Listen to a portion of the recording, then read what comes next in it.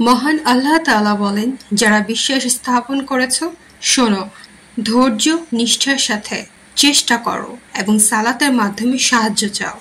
যারা ধৈর্য নিষ্ঠার সাথে চেষ্টা করে, আল্লাহ অবশ্যই তাদের সাথে আছেন।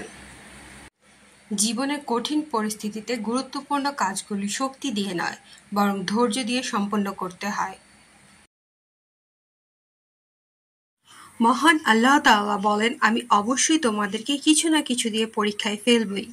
তোমাদেরকে বিপদের আতঙ্ক, ক্ষুধার কষ্ট, সম্পদ, জীবন, পণ্য, ফল, ফসল হারানোর মধ্য দিয়ে। আর যারা কষ্টের মধ্যেও ধৈর্য নিষ্ঠার সাথে চেষ্টা করে, তাদেরকে সুসংবাদ দাও। সূরা বাকারা আয়াত 155। রাসূলুল্লাহ সাল্লাল্লাহু আলাইহি সাল্লাম বলেন, ধৈর্য এমন একটি গাছ যা সারা গায়ে কাটা, কিন্তু ফল অতি সুস্বাদু।